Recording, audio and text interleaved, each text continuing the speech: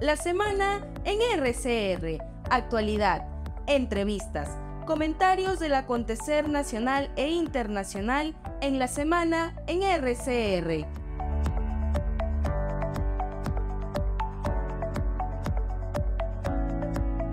En la semana le damos la bienvenida al doctor Herbert Cuba García, médico especialista en salud pública, comentarista en el portal de opinión El Montonero. Qué gusto saludar al doctor Herbert Cuba, muy amable.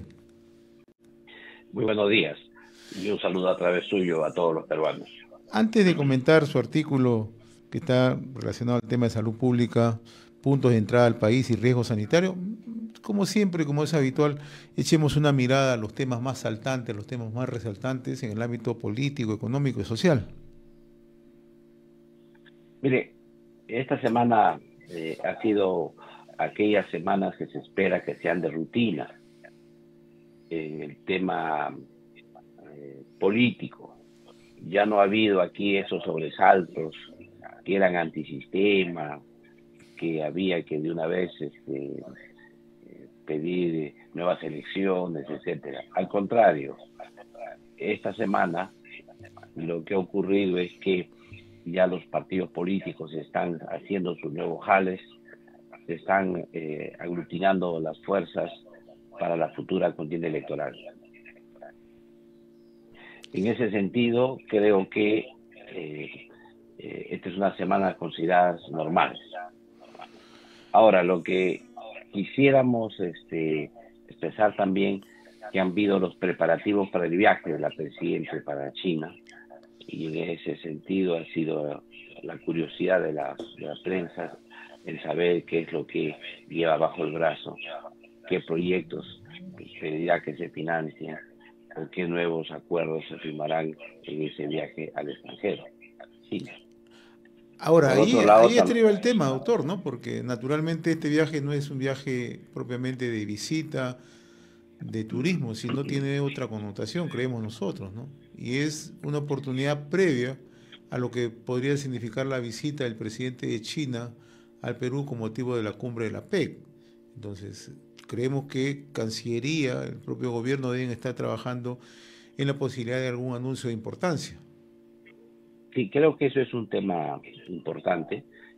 Hay aspectos ligados precisamente al puerto de Chancay y a otras inversiones mineras que tiene el gobierno chino en el país, temas de vías de comunicación, que son proyectos grandes, ¿no?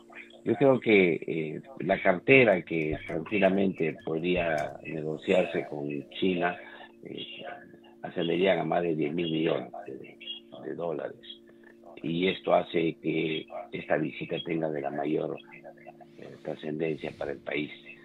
Ahora, veremos qué resultados se obtiene, veremos qué condiciones son favorables para el país, y esto se va a conocer probablemente después del retorno, y el debate seguirá abierto hasta que llegue el presidente Xi Jinping al Perú, donde probablemente se concluyan otros proyectos que estarán en negociación en el tiempo hasta la venida del presidente a Perú. Ahora, doctor Cuba, yo le voy a poner sobre la mesa otro tema, ¿no? Esta semana, acomodos, reacomodos, reapariciones de personajes políticos inscribiéndose en los partidos, anunciando alianzas, acercamientos, etcétera, etcétera, ¿no? Alberto Fujimori inscribiéndose en Fuerza Popular, un hecho que era previsible además. El tema de Antauro Humala lo había anunciado, su alianza, su acercamiento conjuntos por el Perú. Marisol Pérez Tello con Flor Pablo anunciando que van a hacer una alianza con el partido Primero la Gente, que encabeza Miguel del Castillo, broadcaster, el dueño de Nativa Televisión, hijo de Jorge del Castillo Gálvez. También tenemos ya el anuncio de Carlos Añaños, el exitoso empresario que ha indicado que se está inscribiendo a Perú Moderno, un partido que tenía vigencia pero no tenía mayor trascendencia. La ex procuradora Julia Príncipe lo acompaña. Ayer conversamos con el congresista Quintanilla y nos anuncia que Nuevo Perú, el partido de Verónica Mendoza, está también en las postrimerías de su inscripción. El PPC hace unos días anunció a Fernando Sionis como nuevo integrante, y así por el estilo. Hoy el diario Comercio menciona que alrededor de unos 20 afiliaciones con miras al 2026, ¿no? ¿Cómo está mirando este escenario? ¿Ya está calentando el escenario del 2026? Y estas alianzas medias extrañas. Ah, me olvidaba la de Podemos, ¿no? De José Luna Gálvez, incorporando a Edgar Tello, el actual congresista, que en algún momento lo vincularon como Badés, muy cercano a Perú Libre, muy cercano a Pedro Castillo. ¿Cómo está mirando todo este mosaico que está apareciendo? Eso es lo que expresaba al inicio. Eso es la parte natural del proceso ya electoral y también ya la consumación del fracaso de los intentos de pedir adelante elecciones. El segundo aspecto es que se van uniendo ya las afinidades en el aspecto electoral. Por ejemplo, hay afinidades como que parecen imposibles, que esté Juntos por el Perú, Antauro y Verónica Mendoza, por ejemplo, que es lo que como que se plantea. De ahí que aparentemente sería una alianza de izquierda, pero todos sabemos que el movimiento de Antauro Humala es un movimiento que reivindica temas racistas y algunos aspectos de fortalecimiento del Estado, y esto no nos hace pensar mal de un movimiento socialista, ni mucho menos, sino al contrario de un sustento de la ideología nazi o la ideología fascista. Entonces, esto va, creo, a contracorriente con lo que plantean esos otros partidos políticos. Encima hay un serio cuestionamiento en el tema de su participación, debido precisamente a sus antecedentes que tuvo en la comisaría de Andahuaylas. En todo caso, esto es una alianza que a mí me ha llamado la atención, de cómo estos sectores podrían ir juntos. El otro sector que me parece curioso también, que se estén afinando, son los sectores que en lugar de unirse no se unen, como es el caso de Añaños con López Aliaga, por ejemplo, que podría ser una buena alianza, o Sillonis, que va por PPC, que es su lugar natural, y ahí no hay ninguna alianza, sino es un tema de redistribución, digamos, a ese movimiento, porque como todos sabemos, PPC había perdido la inscripción. En todo caso, las novedades todavía las tendremos hasta el día 12 de julio, en que acabe este periodo, y ahí podemos hacer ya al final de esto el análisis completo de estas corridas, este periodo de pases, digamos, como ocurre en el fútbol, para los nuevos partidos. Y aquí queda claro, una vez más, ¿no? ¿Y la presencia de Fujimori qué le merece? Creo que ningún comentario, porque como es obvio, es un partido fujimorista. El tema de la afiliación creo yo que ha sido un tema más mediático, sobre todo al interior del Partido Fuerza Popular, para hacer ver que el patriarca de los Fujimori está con Keiko, con su partido, y al interior todos deben alinearse a esa línea. Más que todo tiene esa mirada, lejos de poder ofrecer el mejor cóctel electoral. Es lo que tienen, que es lo que siempre han tenido.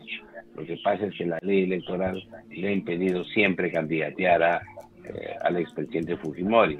Primero porque estaba preso, y ahora quizá por el tema de las sentencias que tiene previamente. Vayamos ahora al tema que abordaba esta semana en su columna, los puntos de entrada al país y los riesgos sanitarios, ¿no? Que es un tema que nos parece relevante y que merece ser atendido dentro de la política de salud pública. El asunto es que ha habido un abandono en el Perú en lo que es la sanidad internacional. ¿Esto qué significa? Que los puntos de entrada al país son los pasos transfronterizos, que todos sabemos que son marítimos, por los puertos, aéreos, por los aeropuertos, terrestres, por los pasos preestablecidos que se tienen, vía Tacna, Puno, ¿no?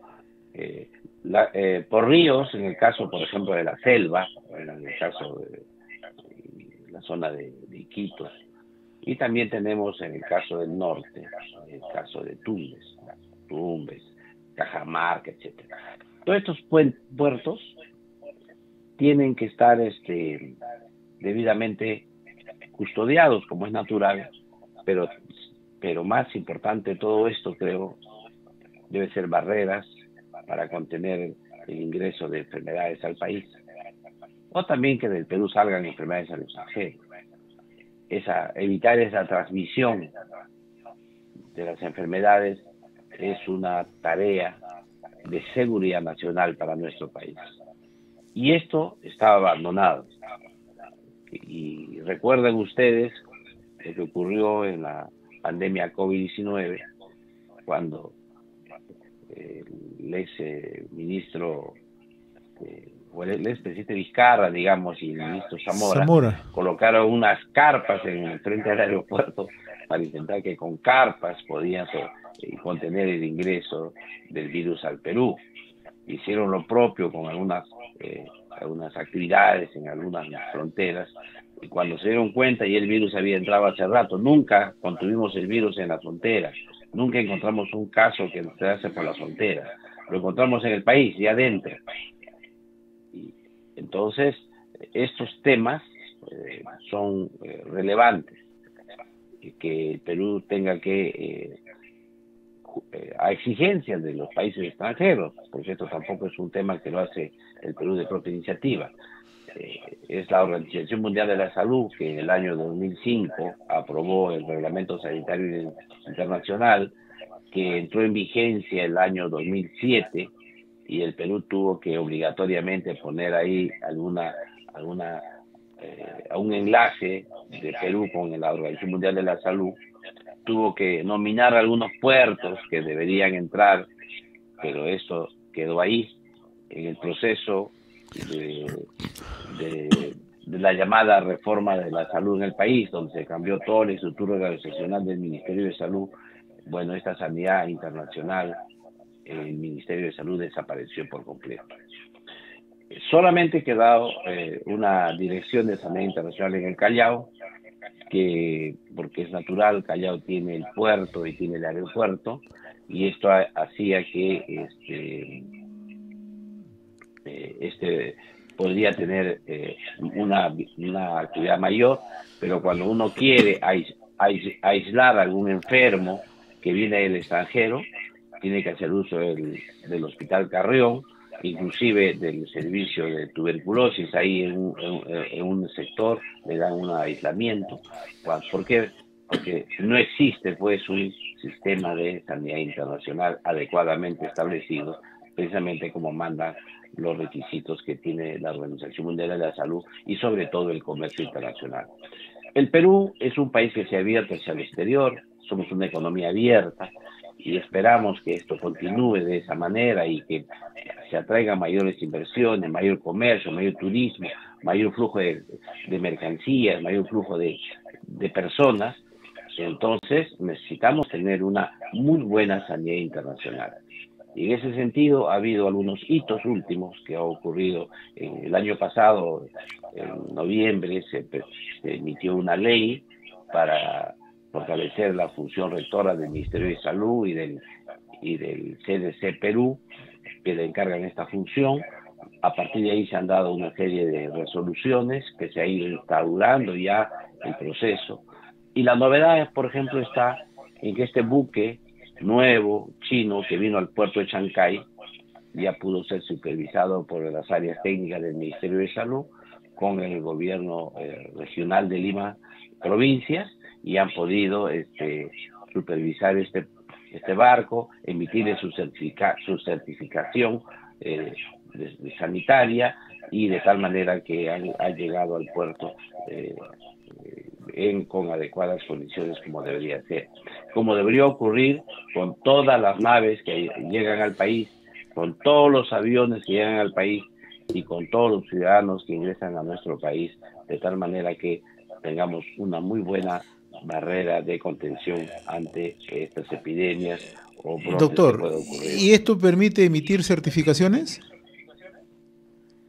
Lo que permite la ley es las cuarentenas, efectivamente, para aquellos, en aquellas circunstancias en que los ciudadanos que vienen, o inclusive las naves, etcétera, puedan quedarse para proteger el país. Esto se ha hecho, siempre se ha hecho. No nos olvidemos que el Perú ha sido una potencia de comerciales durante el virreinato en la colonia, y lo que hemos tenido es siempre la cuarentena ha sido característica en estas circunstancias. Lo que ha pasado es que, por ejemplo, si uno va al paso del Desaguadero aquí en Puno, ahí no hay ningún control de nada.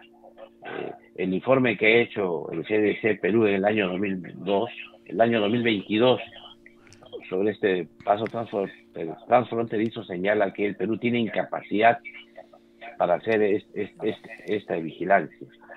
Yo me preocupo en este asunto porque hay una enorme discusión en el mundo sobre sobre si es que o no va a haber una nueva pandemia, y la respuesta es que sí la vamos a tener.